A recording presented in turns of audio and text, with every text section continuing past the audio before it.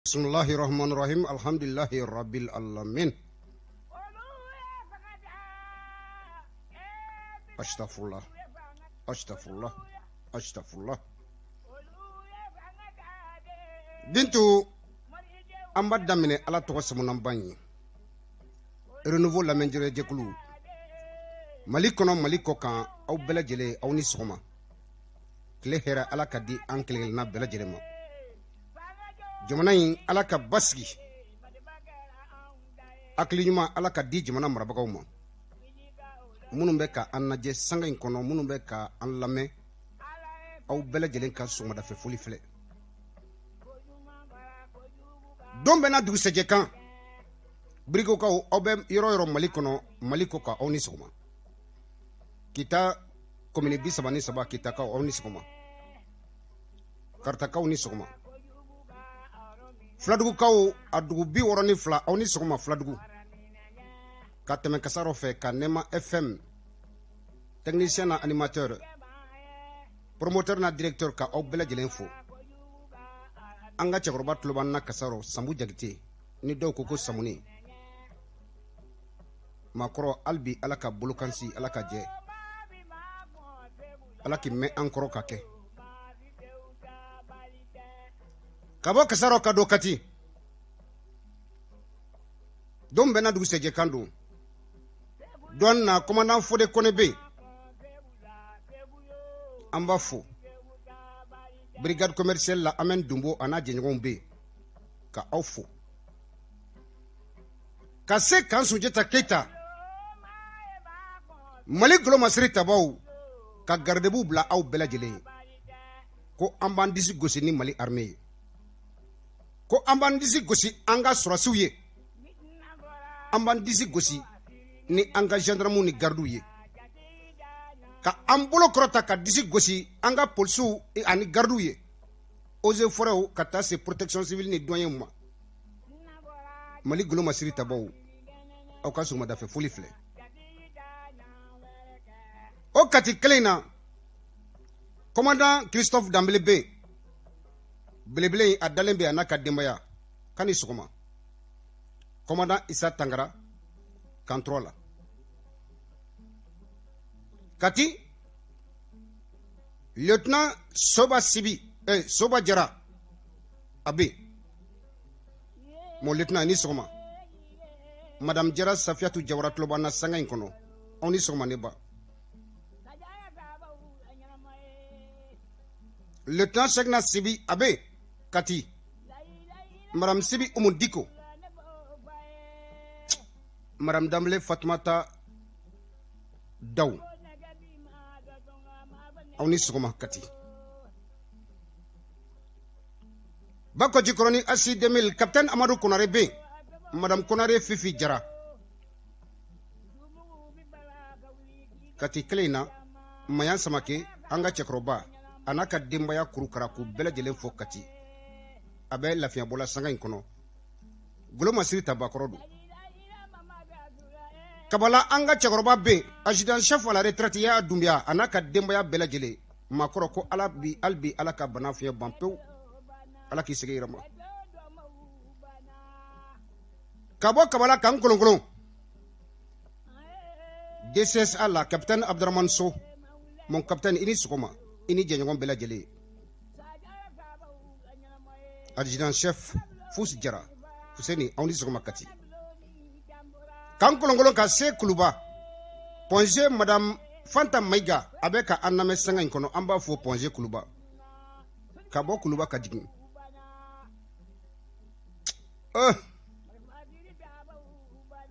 ko don bɛɛ na dugusɛjɛ kan n'a fɔra ko kati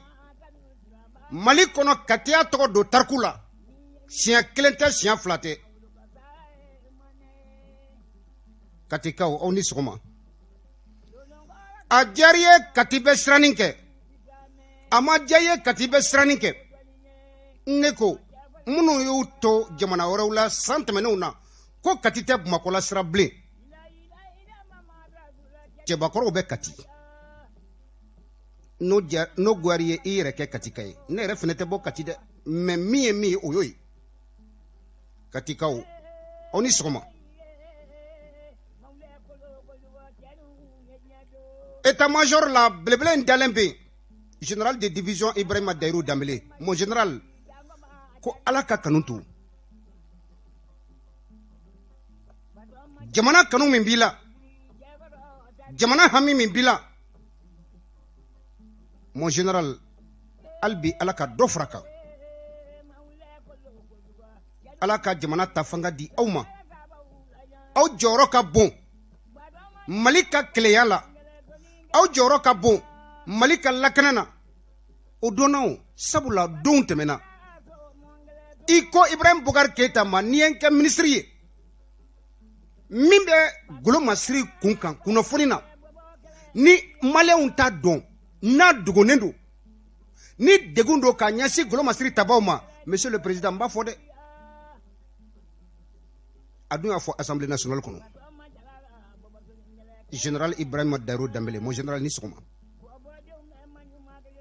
Mal la diru be. Umaba jamanen kono alibi. Horon be.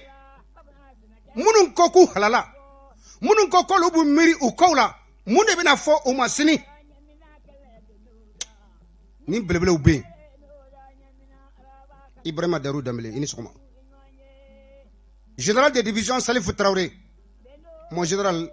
ka grand FNL awya ke donte menuna. Anyamala bi Mali kono. Anyamala bi mun kera aw fe donte menuna. Commissariat u chara. Brigade de gendarmerie u chara. Minaw nyina kadi formation kera. Lakana tigla mgo be bla minaw mina kono nu una kaka jamana ka se ana awre ka la yini kono awya ke Traoré. Mi manake odi befo. No digri la ibi uladige. Maître Malik Koulibaly ni soma. Monsieur l'ex-ministre de la Justice garde des Sceaux. Ko fantan ko.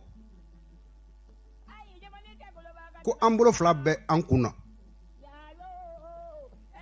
Ko fantan bolo janendo. Ko fantan nyaji. Kakun commencera kache. Sabula ibena wakati mina kiri bunda kunka. Maître Malik Koulibaly. Malien ko tare. Ina na wakati mina. Iko ko mao ma faso nanfolo du. Mao ma bulo sira faso nanfolo ma. Kita tigila mgo kita toyi. Imanake famaye. Imanake président. Imanake président din. Imanake parti ka mgo eke debe fangala. Kitna mgo toyi. Ko fantani ka hake ka di ama. Ko kiri kala tle fantani famache. Min jobe mina o ka fo. Min jotala o tigi ka jo o fene ka fo. Malik Koulibaly. E taraka anto o nyinafina.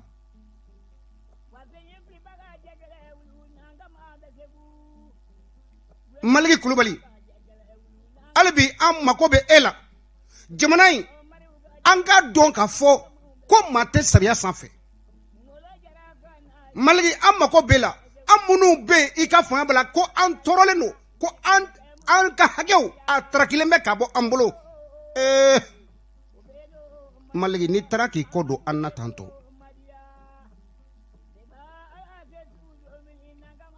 Jigi caman wɔrɔ la dɛ. Maa dɔw bɛ Mali kun kɔnɔ yan u ye miliyari min suɲɛ. Vérificateur général ka rapport caman dira an ka président tɛmɛnenw ma. Ka daminɛ Amadou Toumani Touré la.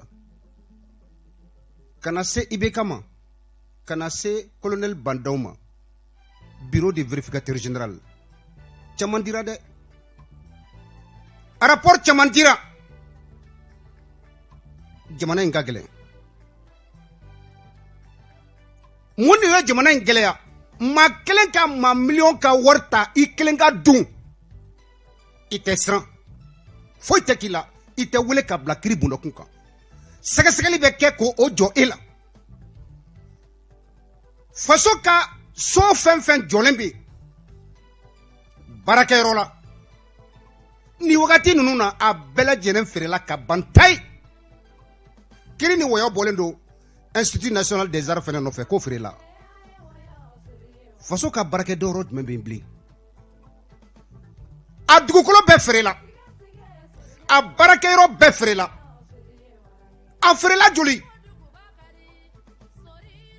jamana marabagaw y'a bɛɛ lajɛlen feere dibidibi la fasodenw tɛ foyi kalama o papiyew bɛ ta k'a di aw ma o rapport bɛ ta k'a di aw ma o tigilamɔgɔw tɛ minɛ u tɛ ɲininka faso ta don vérificateur général ka rapport joli bɛ yen n'a dalen bɛ tiroir kɔnɔ aw bolo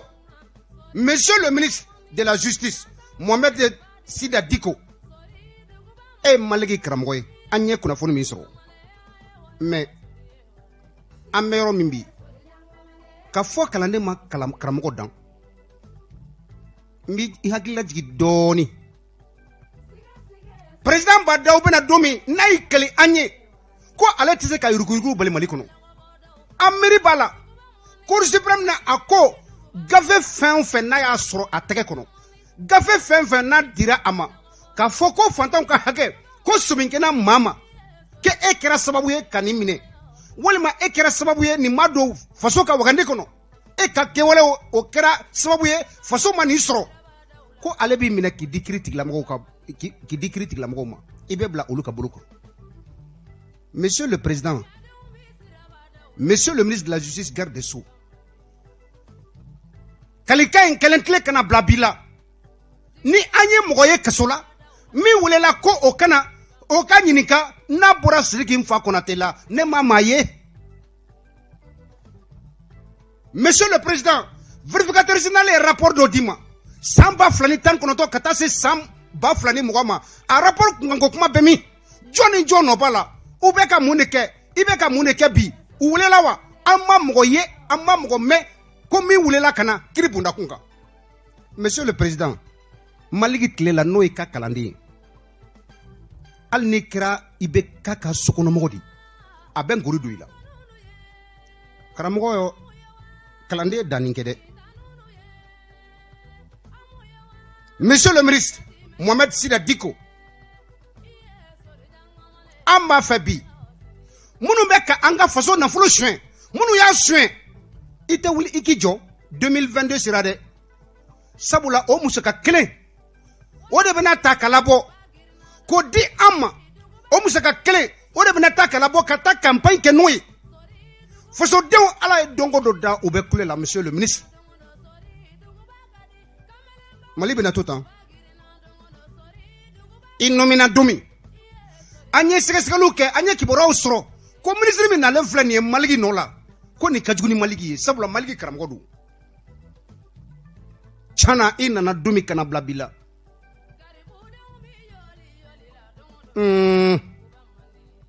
monsieur le ministre i dadelen don dɛ ne ta ye hakili jigin ye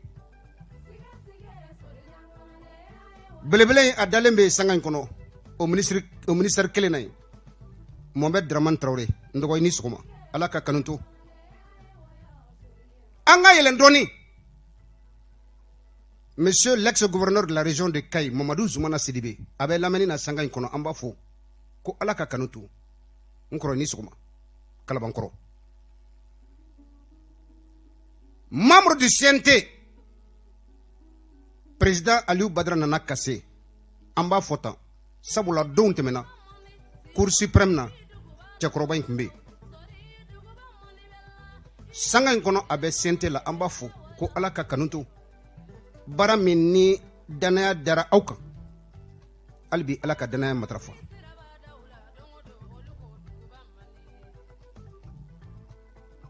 n balimaw ni y'an don kan ye madame Kulibali Bintu Napo ale tigɛ bɛ nɛgɛ la ne tɔgɔ Sori Ibrahima Diallo ka aw bɛɛ lajɛlen fɔ k'a waleɲuman madame Kulibali an bɛ hakilijigin kɛ sabula an ta ye fasoko de ye nɛgɛ kaɲa 8 sanga 20 an y'o sɔrɔ kumaso in kɔnɔ lamɛnjɛrɛjɛkulu ka aw bɛɛ lajɛlen fɔ k'a waleɲuman dɔn alamisa tɛmɛnen nin kalo tile 11 cour d'appel la chambre d'accusation Amadou Aya Sanogo n'a ka jama kiri ko a dayɛlɛnna sabula wagati jan Amadou aya sanogo n'a ka jama bolokɔni sina u ma ka bisigi ta ka ɲɛsi kɛ u ma ko maa 21 k'olu tununa Amadou aya sanogo n'a ka jama maa min taara kaso la a bɛ se maa 14 ma dɔw bilara liberté provisoire la u y'a laɲini depuis wagati jan u ye san 7 u y'o de kɛ kaso la kiiri tɛ kɛ ninnu tɛ bila fɛɛrɛw nana sigi sen kan kasoladen o yɛrɛ ka ɲini san 1 fo san 7 ko n kiiri e de ye bitigi ta ka ɲɛsin ne ma i tɛ o tiɲɛ bange san 7 u bɛ kaso la jamana ka laɲini ye min ye jamana in a bɛ se ka basigi cogo min na sigika fɔ o ye damu ye an fɛ yan jɛkulu nana sigi san 5 tɛmɛnen kɔ u ka musow y'a ye k'a fɔ nin tɛ kiiriko ye bilen ko wɛrɛ bɛ nin senkɔrɔ u wulila u ye collectif sigi sen kan collectif des épouses des militaires et paramilitaires poursuivis dans l'affaire des bérets rouges. Ce collectif a vu naissance 5 ans après l'arrestation. Ne balaka umba fo. Présidente Madame Dambélé Madina Sissoko anaka jama wulila koku tchew nu tekiri ukabla. Uye san flake san duru kofe o kelela. Marsi te marsiye uyo sigi 5 ans. Conférence de presse sigira 5 ans. Ka sitigu sigi 5 ans. Ka passe radio show ni télévision na Mali kono ani Mali kokan. Ka ɲafɔli kɛ degu min be janfa min be ka ɲafɔli kɛ a kan. Maliki Kulubali kelen a nalen ministre de la justice la. Juwe kalo tile 15 samba 2 ani 10 ani 9 a ye ninnu bisimila a ko ni Alahu Taala sɔnna ma dossier ni aw y'a diyan n ka dayɛlɛnnen bɛ maliyɛn bɛɛ lajɛlen mais dossier in n bɛ wuli k'an jɔ n'a ye Maliki Kulubali n b'i fo ne ta tɛ ko Maliki Kulubali ye dossier ta ne ko maa o maa n'a minɛna k'a bila kaso la a tigilamɔgɔ sɛgɛsɛgɛli kɛra a y'a bila kiiri tigilamɔgɔw ka bolo kan o de ma kɛ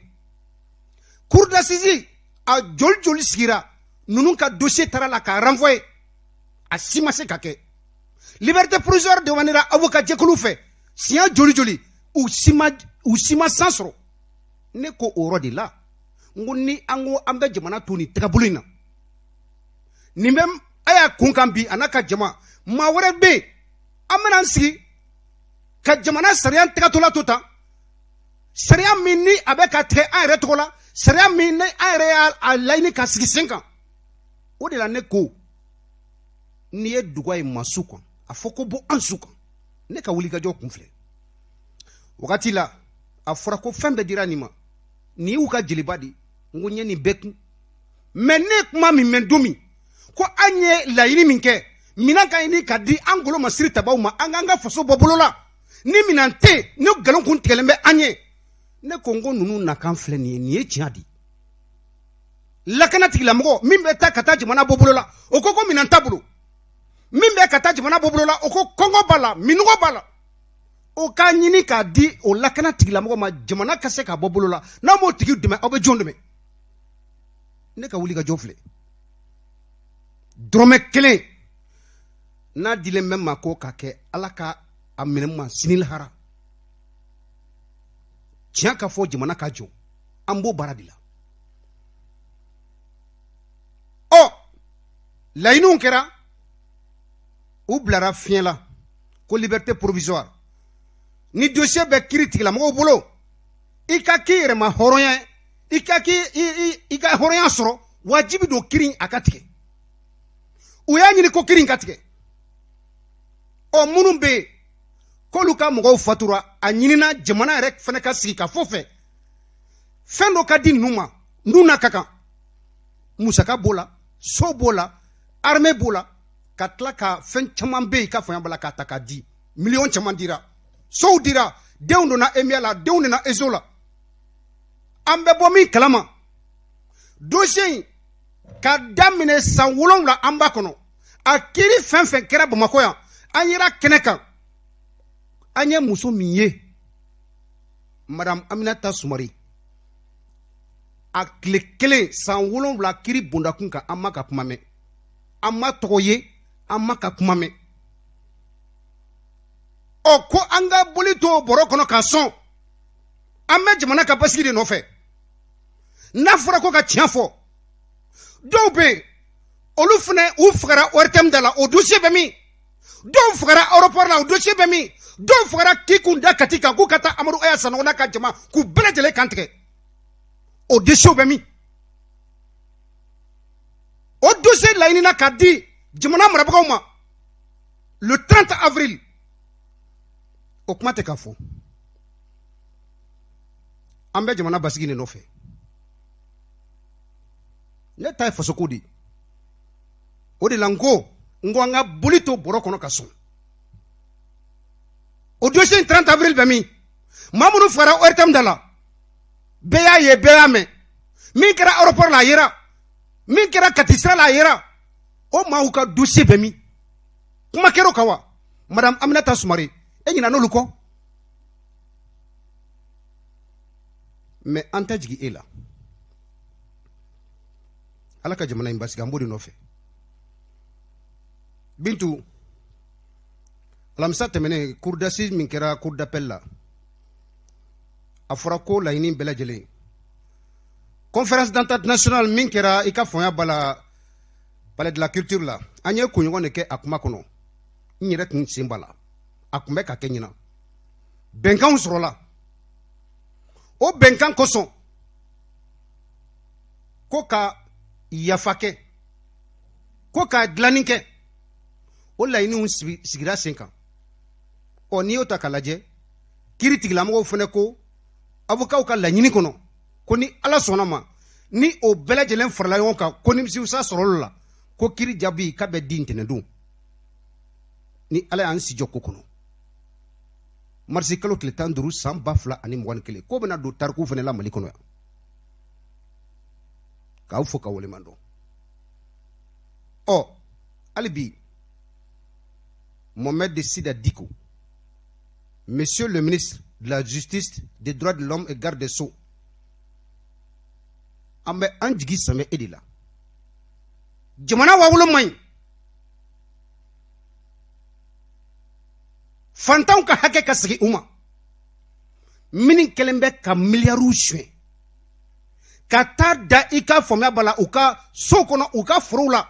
n'a b'u bolo bangiw la ni sɔɔni miliyari ninnu bɛna a labɔ ka campagne kɛ a y'aw jija dɛ bɛɛ ka dossier bɛ an bolo kelen kelen an bɛ bɔ n'a ye an bɛna an jigi da jɔn de kan bilen Bintu an tɛ Makuyate numéro 1 lamɛn ko jigi kɔni tiɲɛna sabula ni maa ninnu minnu ye jamana ci minnu ye jamana suɲɛ minnu ye miliyari maa miliyɔn o ka wari maa kelen ko ta k'o kɛ a ta ye hali bi u bɛ viviti kɔnɔ yala yala la bandaw o maa kelenw bɛ e senkɔrɔ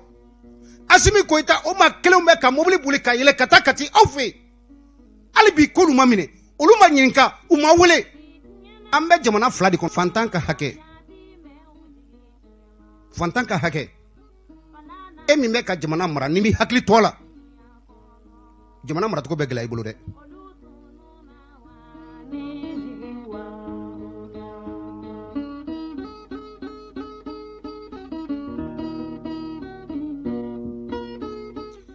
Bintu dossier zone aéroportuaire du Mali hakili jigin don san 1995 aéroport du Mali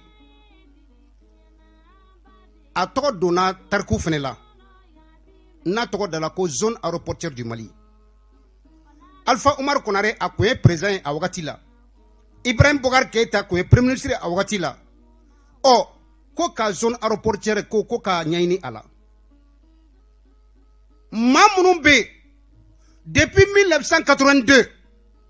maa minnu bɛ yen n'u ka dugu sigilen don n'u ka quartier sigilen don ni aéroport dugukolo nana ɲini u fɛ olu de ka yɔrɔ tara ci 1995 IBK a tun bɛ premier ministre la ale de laɲini di ko ka taa ninnu ka yɔrɔ ci a cira cɛkɔrɔbaw bilala duguma musokɔrɔbaw bilala fiɲɛ la dɔw y'u ta kɛ kunfɛtaga ye duguba kɔnɔna sigi diyara dɔw la u ka so cira olu taara sigi i ka faamuya b'a la u ka togoda la san 20 ani kɔ Ɲamakɔrɔ Jalobugu maa minnu ka so cira olu sigilen bɛ ka Alahu Taala lajɛ san 4 kɔfɛ sɛgɛsɛgɛliw kɛra ka mɔgɔw bila expertw bila ka taa zone aéroportière lajɛ ka taa lajɛ o y'a sɔrɔ norme internationale a seginna la a yirala k'a fɔ la zone aéroportière dimension norme internationale 750 hectares a seginna de y'a papier di an ka gouvernement ma a seginna de y'a di maa minnu ka yɔrɔ cira n'o ye DGRPW ye a taara di olu de ma ko aw ka hakɛ ɲini yɔrɔ min cira ko o ye zone aéroportière ye u tɛmɛna an ka hakɛ kan a ye taa ka taa tiɲɛ ɲini an b'a ci aw ka jamana marabagaw ma papier in dira Ɲamakɔrɔ ka daminɛ Tour d'Afrique la ka taa bila 30 mètres la Kalaban Ɲamakɔrɔ maa maa ka so bɔ o yɔrɔ la olu rekasira Ɲamakɔrɔ sugu asakoɲa bɛ yɔrɔ min na maa maa ka yɔrɔ cira olu sira ninnu dilan wagati la olu rekasira Zerni na dɔw taara Ɲamakɔrɔ kuranin na Ɲamakɔrɔ Jalobugu maaw san 20 ani kɔ u y'a sigi san 4 tɛmɛnen décret présidentiel bɔra ko a ye fɛɛrɛ kɛ a ye ka sɛgɛsɛgɛli sigi sen kan minnu ka yɔrɔ cilen filɛ n'an tɛmɛna norme internationale reconnue par l'ASECNA qui fait 750 hectares a ye taa a ko to sigi u nɔ la décret présidentiel de y'a bɔ ni maakɔrɔw bɛ ɲɛji la ni musokɔrɔbaw bɛ kasi nɛnɛ la u bɛ kasi tile la an tɛ sabali n'an bɛ jamana mara an ka mara tiɲɛ kɔnɔ o IBK kelen min y'a ci o seginna ka na fanga la san 25 tɛmɛnen u wulila ka se IBK ma ko an kɛra jɛkulu ye an minnu ka yɔrɔ cira an ye jɛkulu caman fara ɲɔgɔn kan ka kɛ coordination ye ko coordination de DGRP de Ɲamakɔrɔ u wulila ka se IBK ma IBK y'a fɔ n bɛ mɔgɔ bila anw ye u ka sira se ministre ma a ka RLF bɛɛ bolo la a y'a wele ka ɲininka a ka RLF ko gouverneur bɛ yen a y'a wele ka ɲininka gouverneur ye Adama Sangare wele k'a fɔ Adama Sangare ministre ci bɔra président fɛ IBK ko minnu filɛ nin ye coordination des associations de DGRP de Ɲamakɔrɔ Jalobugu u ka sigiyɔrɔ a y'a d'u ma Adama Sangare bilara baara in na a ye baara kɛ notification bɔra k'a di maaw ma u tilara ka taa permis sara trésor la n'o ye an ka impôt ye ka bɔ domaine na reçu dir'u ma u ka taa permis sara notification bɔlen kɔfɛ o yɔrɔ kelen tilara ka taa ci monsieur le président Bandaou c'est à vous que moi je m'adresse n b'a ɲini i fɛ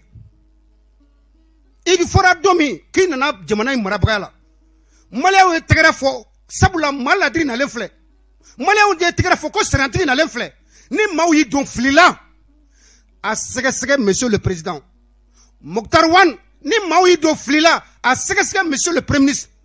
Assimi Goïta ni maaw y'i don fili la monsieur le vice-président a y'a sɛgɛsɛgɛ association la coordination des associations de DGRP de Ɲamakɔrɔ Jalobugu a y'u wele ne ko papier jumɛn bɛ aw bolo aw ka yɔrɔ ninnu na mun de ye aw sigi yan aw rekasira wa aw sigilen bɛ yan tulokungɛlɛya de kama wa a y'a ɲɛɲini papier min b'u bolo papier laki ka don maa o maa ko rekasiw filɛ bilahi i ye jurumiba de sɔrɔ sabula i ma ɲɛɲini taga ɲɛɲini ko yɔrɔ min n'a minɛna ko o bɛna kɛ zone aéroportière ye an y'a ye kɔsa in na IBK bɔra ka 50 hectares a y'a feere Siriu Nantunme ma Toguna bɛ yɔrɔ min o zone aéroportière kelen na yɔrɔ wɛrɛ bɛ yen ko Kidalibugu Bintu i tɛ min dɔn n b'o de f'i ye Kidalbugu malien flatte Mali kono yan. Malien kelen pe de be yan. Yoro ci kira kosa ina. Kidalbugu kaw ka yoro machi. Abe yoro jume. Namba foko zone aéroportière. Opma olu manganga olu kaw sani malien towe wa. Monsieur le président Bandaou, rectifiez le tir. Bara minkera. Fliba de be bara inkono. Ayu wele. Aku nyininka papier mumu bolo uka papier uraula. Sigituko uka nyafo awye. Dimension norme internationale. Tchadonwa. Mune ya papier tiatikia. Mune ya galontikia. Aya nyini auka seke. Papier nunu aku mine kulaje. Jamana kono deun janfalendu. Jamana temranika. Ubeka au do flila au munu be nyafe. Tiate kata nyafo awye. Alaka jamana baski. Amme minfo. Amme masaramani deleko alaka sira irana. Amado Mariam anga miniti kelendu. Ni Allahu Taala sona ma sira be ira anna. Ibrahima Sanogo abella menina sangen kono gwana amba fo. Kata se chicken jar numéro 2. Anaka demaya bela jenena jengo. Ko Jalov. Amadou Tungara chele. Chekoroba bella menina sangen kono ka fo. Kenen kono ka woli mando. Ko alaka kanutu. Alaka laini bela jenen swati. Ko sungolo be ka sere. Sungalo avec qui tenten. Ni geleya te fly bi. Ko malien amba munun beta sugula. Ko che oche ni ya korobo. Idu sukolo mini kenya donko do ibe minin di mbalaka ma ko kata sugula. Ereka o mine kata sugula. Madela ni be sigin kana so kibe uka tia du made. Ni ya korobo donko do kibe mindi nasongola. Kone bako ko nasongo in kaka dogonde e dimina wori nyere diam meta sugula kana ni ya korbo donko do falibe sange koro. Monsieur le président, c'est toujours à vous que moi j'adresse, je m'adresse. Jamana kagele burukala kele abe bi wolom la yoro do labi tolo litri kele abora kemeni bi worla kata se keme flala sikro kilo kele abora kemela kake kemeni moy.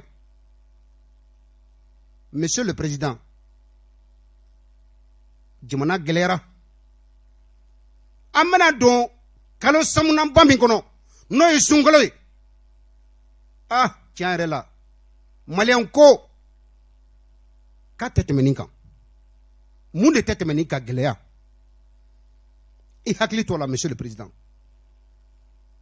Nimbela jelen fana kofe degun flana oye miye oye kurankoe amena do mois d'avril kono nin kaloyi san kono a kalo fla de be min ka jugu funtenna ka teme san kalo bela jelen kan mois d'avril ni mois de mai. Monsieur le ministre de l'énergie et de l'eau, monsieur le président de la République, monsieur le premier ministre, ko fanga munu temena umase ka fura soro ni geleya la mais aw be geleya in kono bi aw ta lajɛ ni fura ma soro ala dɔ ka bɔ a geleya la wa an bɛ ka don funteni min kɔnɔ denmisɛnninw a y'aw hakili t'u la an bɛ ka don funteni min kɔnɔ maakɔrɔw a y'aw hakili t'u la an bɛ ka don kalo min kɔnɔ n'o ye sunkalo ye a y'aw hakili to aw yɛrɛ la dumuni tɛ ka sɔrɔ kuran tɛ yen ji tɛ yen a bɛ kɛ cogo di an ka hakili to a la o la an bɛ don min kɔnɔ sanga in kɔnɔ o ye Abu Niang ye ka jɛmakan in kuncɛ dernier point élection a bɛ ka labɛn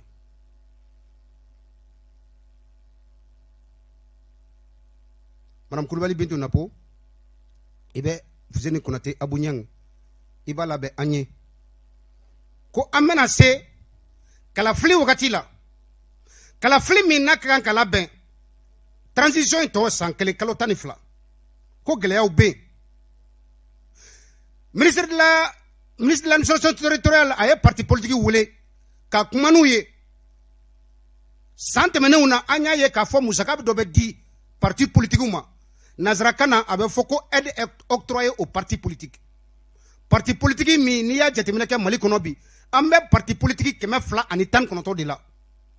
musaka dɔ bɛ ta ka di san caman parti politique ninnu ma u k'u yɛrɛ ma dɛmɛ kalafiliw bɛ se ka labɛn cogo min na u k'u yɛrɛ ma dɛmɛ parti yɛrɛ bɛ se ka sinsin cogo min na jamana fantan ninnu bɛɛ lajɛlen na o musaka ko gori dolo la ɲinan min bɛ e b'a dɔn ne b'a dɔn ko an y'a ye san tɛmɛnenw na élection présidentielle caution miliyɔn 25 a bɛna b'o la ka taa se miliyɔn 50 ma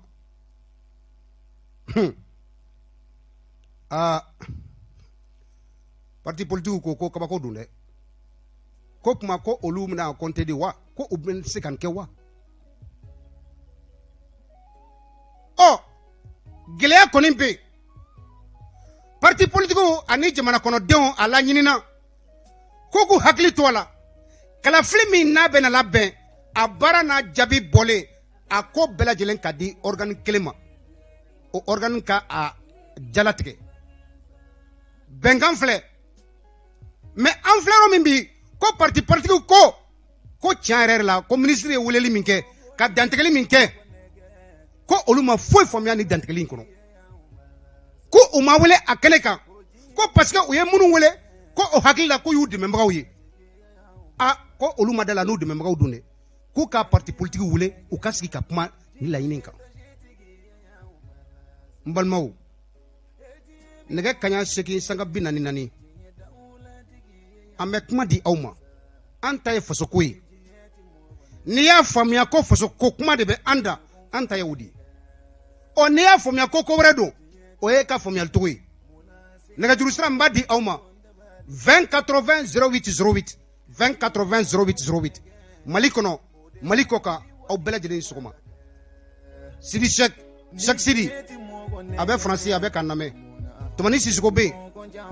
Espagne Sadia Konare bɛ k'an lamɛn sanga in kɔnɔ Mamadu Fofana Dugɔfirika don a fana sigiyɔrɔ bɛnnen bɛ Espagne a bɛ lamɛnni na kuma bɛ aw bolo Bintu maa bɛ dɔ bɛ da la wa an sɔgɔma allo an sɔgɔma allo an sɔgɔma ne tulo b'i la sori somɔgɔw denbaya bɛ di vie baasi foyi tɛ denbaya la an bara nba i bɛ faso kunkan kɛnɛ kɔnɔ kuma b'i bolo vie sori tile fo i ka baara ɲuman na a diyara n ye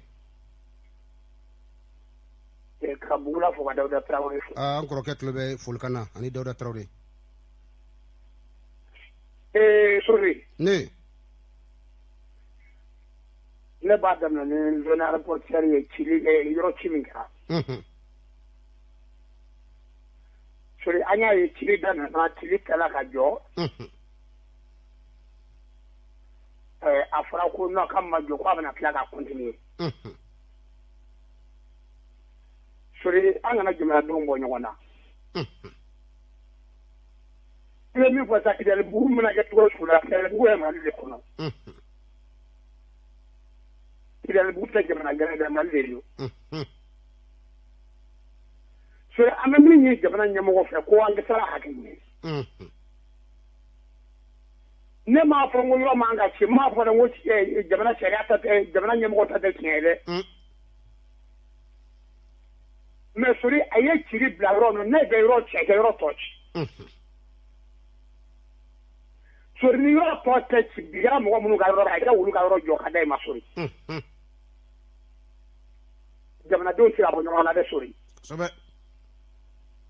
ne b'o ɲinɛ fɔ o yɔrɔ la a k'a tɔ ci n'a tɔ tɛ ci minnu ta cɛ ko n ta kilo ka da i ma jamanaden bɛ jamanaden bɛ bi ka dɔ kan quoi et puis mɔgɔ minnu y'a feere mɔgɔ ninnu ma sori ne bɛ min ɲini o mɔgɔ kan ka ɲɛ o jagoya de ne ye mɔgɔ n m'a fɔ waa yɔrɔ kan ka san mais n'i y'a ye a bɛ ka sori dɔ fana na ye papier bɔ k'a a feere o minnu ye papier bɔ k'a feere olu tɛ jamana baarakɛla dɔ ye wa olu t'a dɔn ko jamana t'a dɔn k'a man kan k'a feere mɔgɔw ma wa sori n b'o fɔ a ɲɛna o yɔrɔ la a kɛ tɔw ta ci a kɛ mɔgɔw ka yɔrɔ jɔ ka da i ma sori décision min taara ko wari minnu bɛ di parti politique mɔgɔw ma ko k'a jɔ ko parce que ko majɛ bɛ kow kɔnɔ sori o yɔrɔ la an b'a fɔ parti politique fɛnɛ ma o yɔrɔ la parce que wari bɛ di a ma kun min kama k'e ka taa ka militants de former sori mɔgɔ min b'a kɛ parti politique la a mɔgɔ man ca mais dɔw b'a kɛ n'a fɔra ko wari tɛ don a donna fɛ parce que ni wari bɛ d'i ma kun min kama n'a tɛ don a donna fɛ sori n'a minɛn'i la o tɛ kojugu ye dɛ mais sori an tɛ min fana faamu ka wari na politiki mɔgɔw la a wari bɛ don da min fɛ fo que k'o da o fana de f'an ye a bɛ don da jumɛn fɛ n'a balila ka di ninnu ma a bɛ don da jumɛn de fɛ mais ka parti politique mɔgɔw fana jɛ i ka wari de la ka wari kɛ ka campagne kɛ mɔgɔ gɛrɛ fanga mɔgɔw bolo sori an tɛ jɛ n'o fana o tulo b'i la donc n tun b'a fɔ ko kangarida de kɛ komi wagati tɔ ma ɲɛ n bɛ tila de mɔgɔ wɛrɛ ma sori an kɔni b'o fɔ a ɲɛna ni ninnu ka wari kɔni tigɛra kana ka wari bɛ don da min fɛ k'o tɛ fɔ an ɲɛna ou bien ka wari ta ka campagne kɛ mɔgɔ gɛrɛ sori an tɛ jɔ n'o fana ye dɛ o kangarimada de tun bɛ ne bolo ala ka tile yɛrɛ d'a ma amina rabi inshallah ala ko dɔn minɛ bɛɛ n'i ka tiɲɛ ka fɔ faso ka jɔ fasodenw kuma bɛ aw bolo an ka ɲɔgɔn bilasira bonya ani karama kɔnɔ jamana marabagaw hakilina jumɛn b'u la nin wagati in kɔnɔ aw minnu bɛ yen n'aw bɛ ka kɔlɔsili kɛ u ka kɛtaw kan an'u ka fɔtaw aw fana ka bilasirali bɛ se ka kɛ jumɛn ye 20 80 08 08 dayɛlɛ an sɔgɔma anba ani sɔgɔma denbaya bɛ di anba baasi tɛ yen alhamdulilayi jarakɛ sori ibrahim mustafa don wa awɔ mustafa don espoir kaw baasi foyi tɛ alhamdulilayi bisimila i bɛ faso kunkan kɛnɛ kɔnɔ mustafa kuma b'i bolo ayiwa tabarikala anba n bɛ kumana général amadu aya ka projet kan an ye dɔw ka mɛn réseaux sociaux kan ko olu ka hakɛ minɛr'u la kalo dama dama général aya ka hakɛ minɛr'a la a n'a ka mɔgɔw san 7 a da ma se o kuma ma mɔgɔ minnu ye mali sɔrɔsi tɛmɛ ni kɔda k'u kantigɛ olu kɛra minisiriw ye a da ma se o kuma ma aw k'aw sigi aw k'a lajɛ ni mɔgɔ bɛ se ka i to i yɛrɛ ma ka to ka nin kuma fasɔn fɔ cogo di i da ma se ninnu ma hakɛ tɛ fɛn fankelen ma koyi koyi sɔrɔsi kɛmɛ ni kɔ k'u da k'u kantigɛ jɔnniw de wulila k'u bɛ taa aya minɛ a ka yɔrɔ la n ko mɔgɔw de wulila mun kɔsɔn u kun wulila mun na u ma ɲini k'u kiri komi u bɛ fɛ ka ninnu ta kɛ cogo min na mais ne t'a dɔn u bɛ to u yɛrɛ ma ka o fɛn o la n'an tɛmɛna o la parti politique mɔgɔ ninnu ka kɛ k'u ye wariw minɛ u la ka tila ka dɔ fara ko ta kan mais dɔ wɛrɛ tɛ o mɔgɔ minnu y'an ka wari suɲɛ u bɛ fɛ ka na n'o mɔgɔ kelenw ye parce que n'u y'a kɛ tan an ka wari suɲɛli minnu filɛ n'u bɛɛ bilalen filɛ dans la tuyau o wari kelen de bɛna tila ka na bɔ ka na kɛ caution sara ka tila ka mɔgɔw corrompu ka o ka voter n'u ye an bɛ sigi plus pur que an bɔra min na ninnu kɔni ye ne ka hakilina ye ok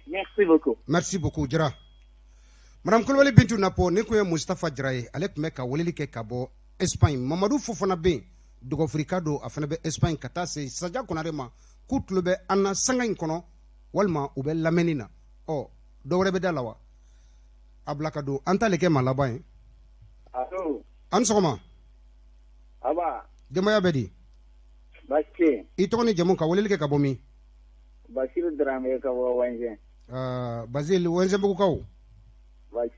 bisimila i bɛ faso kun ka kɛnɛ kɔnɔ Basile wayi ne hakilila ye min ye bon o ko kɔlɔsi o ko bɛna fɛngɛ ye accord min y'a appliqué o kana na kɛ sababu ye ka jamana tɔ nin tiɲɛ quoi parce que mɔgɔw bɔra k'a ɲɛfɔ minnu bɛ fɛn na a bɛ kɛ i n'a fɔ olu ka côté bɛ fisaya ni côté dɔ ye o tɛ se ka kɛ o tɛ se ka bɛn o n'a fɔra aw nana sɔrɔ a ma ɲɛnabɔ n'aw tɛ se k'a kɛ k'a ɲɛ dɔrɔn a y'a to yen n'aw taara ni mɔgɔ nana maa min ye président o b'a ɲɛnabɔ sinon nin cogoya o ko kɔlɔsi ko ninnu na quoi o depuis o nana anw bɛ k'o soutenir mais o ka hakilila ninnu o ka taabolo ninnu yɛrɛ anw m'a faamuya o na IBK yɛrɛ IBK bɛ ɲini ka fisaya ni ninnu ye quoi voilà o ka taabolo ninnu an ma foyi faamuya o nana ko o bɛna tilenɛ kɛ justice ko bɛna o kɛ k'an ɲɛ depuis o nana ma e y'a mɛn ko jɔn min nana ko ye nafolo dun k'o tiré la o ma ye foyi ti ka ye an ti ka foyi ye dan ko ko cogo dɔn dɛ parce que diɲɛ tɛ don kelen diɲɛ kuntala ka jan don dɔ la i bɛ sanfɛ i k'a bila i kunna don dɔ la i bɛ duguma kosɛbɛ o de don tiɲɛ donc ala ka jamana jɔ amin rabi inchallah ok merci Sukura Dramé merci bien Madame Kulibali Bintu Napo Basile Dramé an bɛ wezeka bɛɛ lajɛlen fo ale tɔgɔ la sanga in kɔnɔ ale ye an ka maa laban ye sabula wagati nana coko nɛgɛ kaɲa 8 sanga 53 an y'o sɔrɔ émission faso kunka kɔnɔ lamɛnjɛkulu aw tulo garijɛgɛ kɛra min ye sɔgɔmada in na bilasiralikanw na ani aw yɛrɛ ka laɲiniw la ka ɲɛsin jamana marabagaw ka kɛta ma o de wagati nana coko sanga in kɔnɔ an bɛ Modibo Sanogo a n'a ka jama bɛɛ lajɛlen fo groupe renouveau ka aw bɛɛ lajɛlen fo ka aw waleman dɔn mayamugukaw tulo b'an na sanga in kɔnɔ an ka cɛkɔrɔba Labasi Jire n'a ka denbaya adjudant chef à la retraite polisi don an b'a fɔ kɛnɛ in kɔnɔ ka taa se madame Diallo Fatumata Doumbia fɛn min ye an ka musokɔrɔba ye madame Doumbia Asan Kulubali a bɛ ka lamɛnni kɛ mayamugu lieutenant colonel médecin de la protection civile Famaka Doumbia n'a ka denbaya k'u fo mayamugu an ka cɛkɔrɔba bɛ monsieur Doumbia Moussa adjudant chef a n'a ka manwelelenw